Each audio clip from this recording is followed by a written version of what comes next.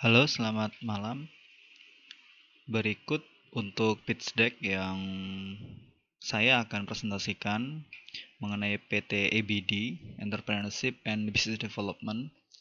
Kenapa saya punya ide untuk membuat sebuah perusahaan yang terkait dengan entrepreneurship dan business development dengan mata kuliah kewirausahaan yang ada.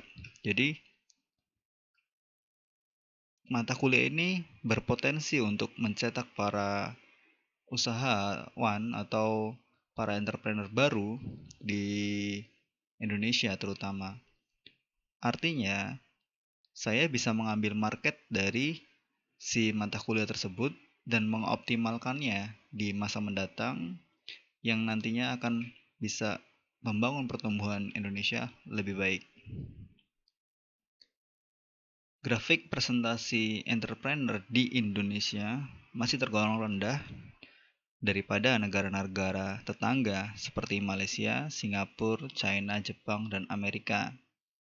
Di Indonesia, grafik presentasi entrepreneur sendiri masih di angka 3,1%. Di Malaysia 5%, di Singapura 7%, di China 10%, di Jepang 11%, bahkan di Amerika Serikat sendiri 12%. Indonesia berpotensi masih dapat berkembang sangat pesat dilihat dari demografi dividen atau grafik pertumbuhan penduduknya. Saat ini Indonesia tergolong sangat berpotensi sekali untuk menaikkan grafik presentasi entrepreneur yang ada di Indonesia. Grafik presentasi di SDM Indonesia tersendiri ada sekitar 11% SMK atau sekolah menengah kejuruan yang artinya 13,68 juta orang siap untuk bekerja. Artinya mereka siap untuk diposisikan sebagai profesional. Disusul oleh 18% SMA, 22,3 juta orang, 2,7% diploma, 9,4% universitas, dan 40% SD ke bawah. Jadi, ketika kita fokus pada universitas 9,4% saja, anggaplah kasarnya kita hilangkan 1,4% dari universitas. Artinya, 8% orang atau sekitar 10 juta orang akan menjadi entrepreneur ke depannya ketika kita berfokus pada universitas. Itu akan sangat membantu atau sangat mempengaruhi signifikan di grafik presentasi entrepreneur. Kenapa? Kenapa harus kita fokus di grafik presentasi entrepreneur? Karena tingkat kemajuan UMKM sebuah negara atau tingkat perekonomian sebuah negara majority didukung oleh UMKM. Artinya mayoritas didukung oleh entrepreneur yang ada di negara tersebut.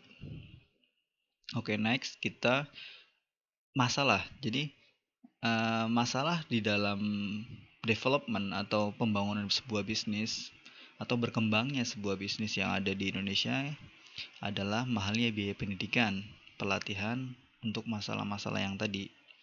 Ada apa dengan pengembangan kompetensi di SDM kita? 1.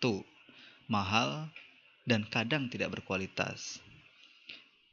Salah satunya lagi terbatas waktu, jarak, dan tenaga. Kenapa bisa disebutkan seperti itu? Karena banyak penyedia jasa pendidikan atau pelatihan itu mahal tapi tidak berkualitas. Ya, kita tidak bisa mematok rata kurikulum atau standar, tapi SDM kita juga sebenarnya pengaruh di bagian itu.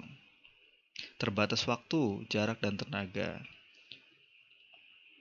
Ya, kita tahu bahwa SDM kita itu tidak sefleksibel atau tidak sedewasa bangsa-bangsa lain. Kita tidak menganggap bahwa Indonesia kurang maju atau Indonesia itu sendiri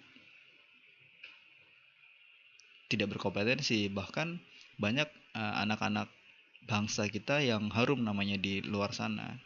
Tapi kita harus terus berkembang untuk meningkatkan kompetensi SDM Indonesia.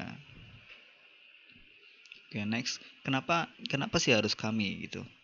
Kami sebagai business coach mampu mengidentifikasi masalah dengan mudah, memberikan solusi dari permasalahan yang tepat atau yang dipilih oleh si klien, karena seorang business coach mampu menggali atau mencari masalah-masalah yang vital pada sebuah perusahaan ataupun business owner.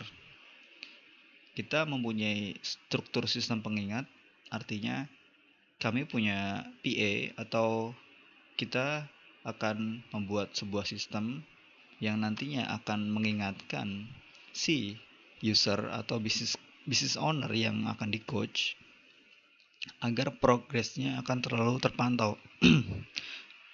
terpantau oleh kami dan perkembangannya sejauh apa. Kita punya alat bantu tambahan seperti assessment untuk rekrutmen, grafologi untuk identifikasi, dan banyak alat-alat bantu tambahan lainnya. Oke, next. Pangsa pasar kita sangat besar. Penduduk Indonesia kurang lebih sekitar 216 juta jiwa yang terbagi dari pekerja atau sumber daya manusia 153 juta orang dan mikro UMKM 63 juta orang. Nah, di sini saya melihat sebuah peluang yang sangat besar untuk mendapatkan engagement atau untuk mendapatkan klien di bagian mikro UMKM dan pekerja SDM. Memang saat ini kami atau perusahaan ini idenya akan fokus kepada mikro dan UMKM, artinya 63 juta jiwa yang akan disegmen. Kenapa mikro dan UMKM? Karena ketika kita bisa meningkatkan mikro dan UMKM, kita bisa meningkatkan pertumbuhan ekonomi di negara ini, yang artinya semakin tinggi pertumbuhan ekonomi di sebuah negara, artinya itu akan meningkatkan daya beli investor dari luar, ataupun kita bisa membangun infrastruktur yang lebih cepat, bisa memajukan negara, dan banyak sebagainya.